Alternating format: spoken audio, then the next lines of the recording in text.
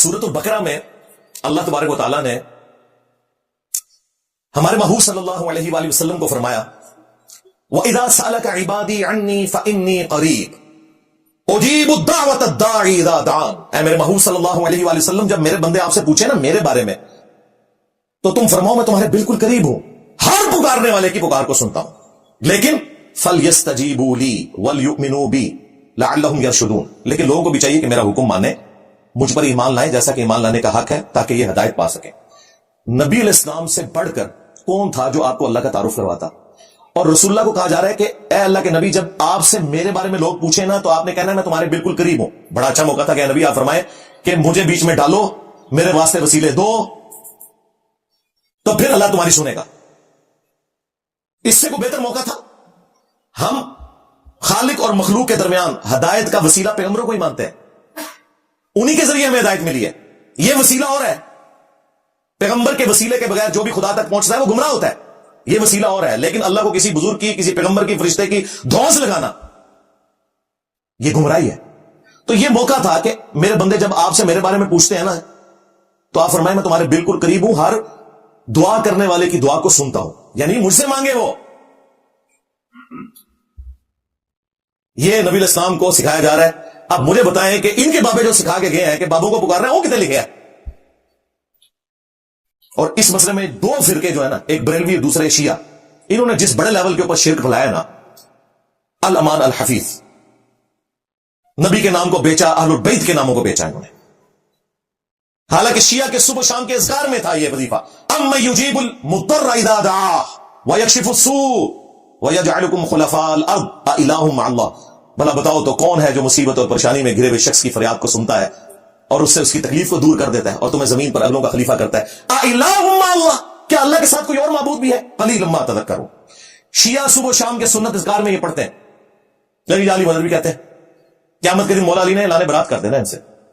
फिर नहजुल बलागा में जो मौला अली अलैहिस्सलाम का मकतूब नंबर 31 है, मौला हसन इब्ने अली के नाम, जंगे सिफीन से वापसी पे जो हसन इब्ने अली के लिए लिखवाया, मौला अली अलैहिस्सलाम हसन इब्ने अली को लिखते हैं, ये उस बाप की तरफ से है जो अपनी जिंदगी का अक्सर हिस्सा गुजार चुका है। वो बूढ़ा बाप अपने बेटे के नाम ये वसीयत लिख रहा है, जिसने जिंदगी के नशेबो फराज देख लिए हैं, यानी उतार और चढ़ाओ। फिर साथ उन्होंने कहा कि ये उस फानी बाप की वसीयत है जिसने अनकरीब मर जाना है, बाकी रहने वाली सिर्फ अल्लाह की जात है। हर चीज का खालिक और मालिक वो है, और उसने तुम्हें इजाजत दी है कि तुम उसी से मांगो ताकि वो तुम्हें अता करे। ऐ मेरे बेटे हसन, याद रखना अल्लाह का दरबार वो दरगाह है कि उसने अपना कोई दरबान भी मुकर्रर नहीं किया। दुनिया में तो बादशाहों के पास जाने के लिए आपको कई स्टेजेस से गुजरना पड़ता है, जो आपको ये भी कहानियां कराते हैं। पहले आप काउंसलर के पास जाएंगे, फिर एमएनए के पास, फिर चीफ मिनिस्टर के पास, और इससे अपने बाबे साबित करते हैं। इस तरह करते हैं वजीर आजम तक कदम को पहुंचा जाए। लेकिन खुदा आपको कह रहा है इज़ा सअलका इबादी अन्नी फइन्नी करीब। ऐ मेरे नबी, जब मेरे बारे में आपसे पूछा जा रहा है तो आप कहेंगे मैं हर बंदे के करीब हूं, हर पुकारने वाले की पुकार को सुनता हूं। हमारे उस्ताद डॉक्टर इसरार साहब कहते थे ये आयत सूरत अल-बकरा की 186 मैग्ना कार्टा है इंसानियत का। जो ग्रेट ब्रिटेन ने एक कानून बनाया था ना, मैग्ना कार्टा, कि कोई शख्स भी अपने हुक्मरान से आके अपना मसला डिस्कस कर सकता है। ये जो उन्होंने अपने आइन में चीज दाखिल की थी, इसे मैग्ना कार्टा कहा जाता था। तो इंसानियत का मैग्ना कार्टा है, वइज़ा सअलका इबादी अन्नी फइन्नी करीब उजीबु दावत अद-दाई इज़ा दआन। हर पुकारने वाले की पुकार को सुनता हूं। तो मौला अली कह रहे हैं कि बेटे, अल्लाह ने कोई दरबान भी मुकर्रर नहीं किया, और ना उसने तुम पर यह लाजिम किया है कि तुम अल्लाह तक पहुंचने के लिए किसी वसीले को इख्तियार करो। लो जी, लो सामो। उन्होंने कहा वसीला भी कोई जरूरी नहीं, और डायरेक्ट अल्लाह सुनने वाला है। अगर या अली मदद का अकीदा किसी को सिखाना था ना मौला अली ने, तो हसन इब्न अली को सिखाना था। अगर उन्हें नहीं सिखाया तो फिर समझ लो कि गल विच कोई और है। बुजुर्ग पै गए जे, मौलवी पै गए जे, बाबे पै गए जे। जब तक आप कुत्ता कुएं से नहीं निकालेंगे, 20,000 डॉलर भी निकाल लें, कुएं की बदबू खत्म नहीं हो सकती। जब तक आपने मौलवियों को, बाबों को इस इस्लाम के बाबरकत कुएं से बाहर नहीं निकाला, उस वक्त तक आपको इस्लाम की तालीमात का फैज नहीं पहुंच सकता। सीधी सी बात है। یہ ذمہ داری آپ کے بزرگوں نے پوری نہیں کی, آپ نے بھی نہیں کی. تو دیکھیں اللہ نے ایک ناتواں شخص کی ذمہ داری لگائی ہے, انہیں چک چھٹے دے سارے بابے پا گیا جو تھوڑے بابے نو پی گیا جی نہ سرکار بدلو اور کھا گیا جی تھوڑے بابے نو کھا گیا پی نہیں گیا کھا گیا. ہوں یہ پہلی گل تو پرانی ہوگی, کھا پی کے ڈکار مار چھڑے. یہ بڑا سینسٹیو مسئلہ تھا میرے بھائیوں, اس کو انہوں نے اتنا لائٹ لیا. میں نے آج موقع غنیمت جانا کہ آپ کو اصل تابوت بتایا جائے کون سا ہے. علمی شاوت پوری کرنا, اسلامک سزائیں نافذ کریں, ایک خلیفہ ہو جائے, وہ چھڑ دو اللہ دے بندے ہو, یہ بڑی چھوٹی چیزاں نے. ایک انڈیویجول جو اللہ کے حضور پیش ہونے والا ہے, اس سے اللہ تعالیٰ نے جس بات کا پوچھنا ہے نا, وہ یہ پوچھنا ہے کہ تیرا معبود کون تھا, کس سے تو دعائیں مانگتا رہا. باقی ساری چیزیں ثانوی ہیں. میں اتنی بڑی بات کرنے لگا ہوں کہ نماز, روزہ, حج, زکات, یہ ساری چیزیں ثانوی ہیں. جب تک عقیدہ توحید کسی کا ٹھیک نہیں ہے, اس کی ہر عبادت زیرو سے ملٹیپلائی ہے. تسی اسلامک سزاواں لے کے بیٹھے ہو. ان کا طاغوت کے خلاف جہاد ہے, کسی عورت کو پردہ کروا لیں, کو ایجوکیشن ختم کر دیں, سیکولرز کا بینڈ بجا دیں, اے طاغوت کے خلاف جہاد دے. جڑا اصل طاغوت ہے بابے صوفیاء جنہوں نے شرک پھیلایا, رسول اللہ کے مقابلے پہ اپنے بابوں کی تعلیمات اس درجے میں پھیلا دی کہ ہم ڈرتے ہیں ایک مسلمان کو قرآن کی آیت بتاتے ہوئے کہ آگے کتا بن جائے گا. اگر آپ مسلمان کو قرآن کی آیت کوٹ کرتے ہوئے ڈریں کہ اگر میں نے اس کے سامنے یہ آیت پڑھی تو یہ کہے گا یہ تو گستاخی کر دی اس نے, تو آپ سمجھ لیں کہ یہ سامنے جس کو آپ قرآن پیش کر رہے ہیں نا, وہ صرف پاکستان کے شناختی کارڈ میں مسلمان ہے. اور قرآن میں اس طرح کی درجنوں آیات ہیں جو آپ ان کے سامنے بیان ہی نہیں کر سکتے. میں نے اللہ کی وجہ سے کی ہیں, ان کا مفہوم بھی سمجھایا, ڈنکے کی چوٹ کے اوپر کی ہے, انہی سے عقیدے کی اصلاح ہوتی ہے. وہ آج ٹاپک نہیں, اس کے لیے آپ میری ویڈیو دیکھ لیں, شیطانی توحید, شیطانی بابوں کا فتنہ. یہ جو آپ کو توحید بتا رہے ہیں نا, یہ شیطانی توحید ہے. رحمانی توحید وہ ہے جو قرآن و سنت میں آئی ہوئی ہے. ان کی شیطانی توحید میں اللہ گاڈ ہے اور بابے مینی گاڈ ہے, اللہ گاڈ ہے اور رسول مینی گاڈ ہے. یہ شیطانی توحید ہے. رحمانی توحید جو ہے وہ تو ننگی تلوار ہے.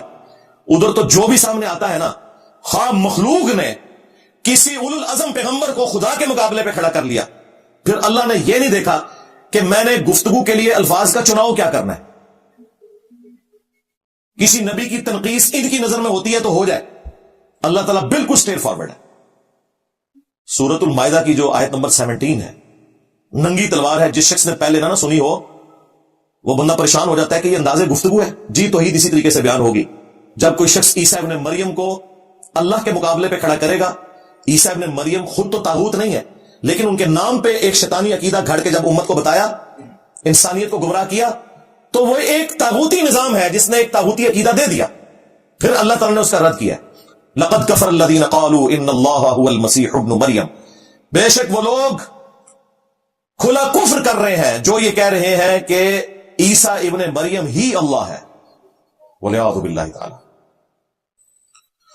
قل فمن یملک من اللہ شیئا, اے نبی ان سے فرماؤ بھلا اللہ کا کوئی کیا بگاڑ لے گا. اے شیئا, اے وہی لفظ ہے جڑا میں پنجابی یوز کرنا, بابے شاہی کوئی نہیں. کوئی اتنا سا بھی اختیار نہیں رکھتا اللہ کے مقابلے پر. قل فمن یملک من اللہ شیئا ان اراد ان یہلک المسیح ابن مریم, اگر اللہ ارادہ کر لے کہ ہلاک کر دے عیسیٰ ابن مریم کو, ان کی ماں کو, اور جتنے زمین میں سب کو, سارے بزرگ بابے فارغ, ہلاک کر دے. لفظ کی انٹیسٹی دیکھیے, موت دے دے نہیں ہے, ہلاک کر دے, ڈسٹروائے کر دے. اللہ کا کوئی کیا بگاڑ لے گا اگر اللہ عیسیٰ, اس کی ماں, سب لوگوں کو ہلاک کر دے. غصہ تھا کرسچنز پہ, سینٹرڈ کسے کیا, عیسیٰ ابن مریم کو. وہ ہمارے ساتھ صحیح کہتے تھے مولا اسحاق صاحب کہ جب توحید بیان کریں گے تو آٹومیٹکلی گستاخی ہو جاتی ہے, کیونکہ تم نے جو توحید بنائی ہوئی ہے نا, وہ توحید تو ہے ہی فراڈ, وہ تو شیطانی توحید ہے. رحمانی توحید میں پروفٹ کو بھی اگر خدا کے مقابلے پہ کھڑا کیا جائے, وہ پروفٹ سے متعلق جو عقیدہ ہے وہ طاغوتی عقیدہ ہے. پروفٹ طاغوت نہیں ہے, لیکن وہ عقیدہ طاغوت ہے, وہ شیطان نے آپ کو سکھایا. ہوں نہ لو تسی طاغوت دا, اے طاغوت سمجھاؤ تے میں تکنا کہ کیڑے میڈیا تے تہاڈی طاغوت دی ڈسکشن چلدی ہے, کیڑا ڈیجیٹل چینل ہے جڑا تانوں لیندا ہے طاغوت دی تشریح کرنے واسطے. وہ ممی ڈیڈی گلاں کرنیاں نے کرتے رہو. اے سی والے کمرے میں بیٹھ کے پورا اسلامک نظام بے شک آپ نافذ کر دیں, کیمرے کے سامنے بیٹھ کے وہ کرتے رہے. چلیں یار ڈیجیٹل چھوڑ دیں. میں ان سارے لوگوں کو یہ کہتا ہوں, یہ اپنے کمروں میں بیٹھ کے اپنے کیمرے کے سامنے یہ والی توحید بیان کرتے ہیں. آپ تو آسان کر دیا نا ٹیسٹ, یہ نہیں کر سکتے, اس سے مجمع چڑھتے ہیں. یہ کوئی بات کرتے ہی نہیں ہے, مجمع چھٹ جاتے ہیں. چلے ٹی وی کی ریکوائرمنٹ ڈفرنٹ ہے نا, اپنے وی لاگ بنا دو اور بتاؤ سب سے بڑا طاغوت یہ دین تصوف ہے، یہ بابوں کا دین ہے. توحید میں بھی کرپشن کی، اور چشتی رسول اللہ، تھانوی رسول اللہ، اور سب سے بڑا ان کا بابا غلام احمد قادیانی دجال ختم نبوت پہ بھی ڈاکہ مار کے گئے. کرو بیان تاغوت، میں تکنا جناب کون تاغوت اور بیان کرنے دیتا ہے. جناب میں نے کہا تھا نا کہ ختم نبوت کے کاپی رائٹس میرے پاس ہیں. تھانوی رسول اللہ، چشتی رسول اللہ پارٹی کو کوئی اختیار نہیں ہے کہ غلام احمد قادیانی دجال کو برا کہ تم سب ایک ہو. آج میں نئی اناؤنسمنٹ کر رہا ہوں، تاغوت کے اوپر بات کرنے کے بھی کاپی رائٹ صرف میرے پاس ہے، کیونکہ سب سے بڑا جو تاغوت ہے، بابوں کا دین، شیطان کا دین، جس میں شرک ہے، جس میں رسول اللہ کی تعلیمات کی بجائے بابوں کی تعلیمات ہے، اس کے اوپر صرف میں بات کروں، کسی کی ضرورت نہیں. باقی تو کسٹوڈین ہے اس کے، وہ بات کہاں سے کرے، یہ کسٹوڈین ہے. لہذا تاغوت کو بیان کرنے کے کاپی رائٹس بھی صرف انجینئر صاحب کے پاس. سیدھی سی بات ہے، چاہے آپ کو یہ بات بری لگے. اب اس لیول پہ اتر کے اگر آپ کو سمجھایا جا رہا ہے کہ اللہ تعالیٰ عیسیٰ، ان کی والدہ، سب لوگوں کو ہلاک کرتے ہیں، پھر آگے چل کے مل مسیح ابن مریم الا رسول، عیسیٰ ابن مریم تو نہیں تھے مگر ایک رسول. وَأُمُّهُ صِدِّيقَةٌ، اور ان کی ماں سچی عورت تھی. ان کے اوپر جو یہودیوں نے تہمت لگائی وہ بالکل غلط تھی. کانا یاکلان الطعام، لیکن دونوں کھانا کھایا کرتے تھے. ہائے ہائے ہائے، یہ وہ مثال ہے جو ایک پڑھے لکھے کو بھی سمجھ آئے اور ان پڑھ کو بھی، کہ جو روٹی کھانے کا محتاج ہو وہ خدا کیسے ہو سکتا ہے؟ خدا تو وہ ہے جو کھلاتا ہے. جو خود کھا کے زندہ ہو وہ خدا کیسے ہے؟ دونوں کھانا کھایا کرتے تھے. دیکھو ہم اپنی آیات کتنی کھول کھول کر بیان کر رہے ہیں، پھر انہیں دیکھو کہ کہاں الٹے پھرے جا رہے ہیں.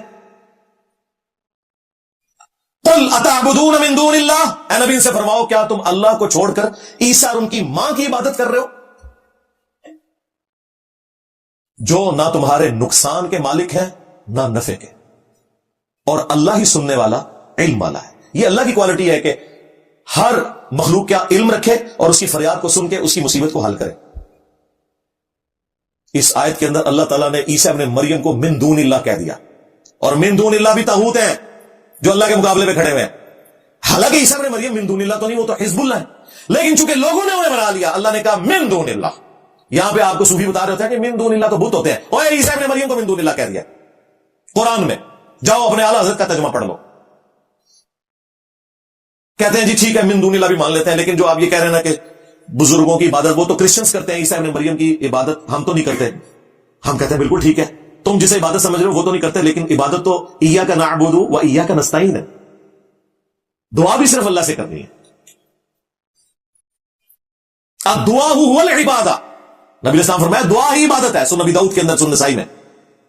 اور پھر حضور نے اپنی بات کی دلیل میں آیت پڑھی، ادعونی استجب لکم، اے میرے بندوں مجھ سے مانگو میں تمہاری دعاؤں کو قبول کروں گا. بے شک جو لوگ میری عبادت سے یعنی دعا کرنے سے تکبر کرتے ہیں میں انہیں ذلیل و خوار کر کے جہنم میں داخل کروں گا. سورہ المؤمن آیت نمبر 60 کی تلاوت کر کے حضور نے کہا قرآن پڑھ کے دیکھ لو، دعا ہی عبادت ہے، یعنی ایاک نستعین عبادت ہے، دعا صرف اللہ ہی سے.